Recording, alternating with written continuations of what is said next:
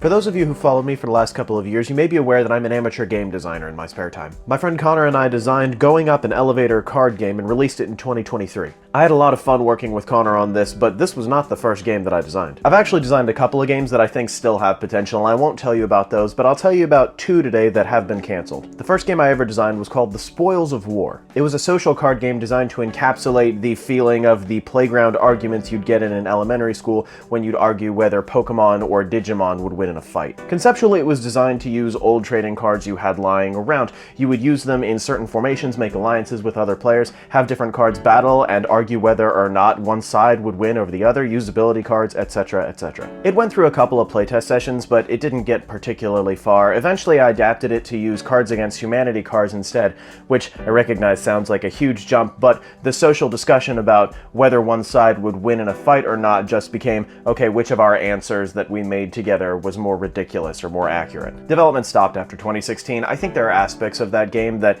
are engaging and interesting, but not enough to make it a full-blown product. The second game I worked on I made with my friend Shanna, and it was a take on Jenga, but a little wilder. It was kind of a reverse Jenga, if you will. Instead of starting with a tower that you had to pull pieces from and then put on top, you started with a bunch of pieces in your inventory, you rolled a die, you had to decide which pieces you would put onto an established building or tower or whatever the players came up with without knocking it down. Things got interesting when the other rules were implemented. You have different pieces of different colors and they couldn't be touching. You didn't have to build a perfect tower, you could build whatever structure you wanted. You'd lose points if pieces fell off, but the structure still maintained its stability, etc., etc. We played this a lot in 2020. After work, we'd get together and play this game along with a bunch of other board games, and it was a really good way to spend time with people carefully. If you're at all curious about the rules for these games or you want to try them yourself, I will put them on my Instagram today and you can check them out. I learned a lot from these failed attempts, and I'm sure I will continue to learn more in the future, but you can believe more games from me are coming.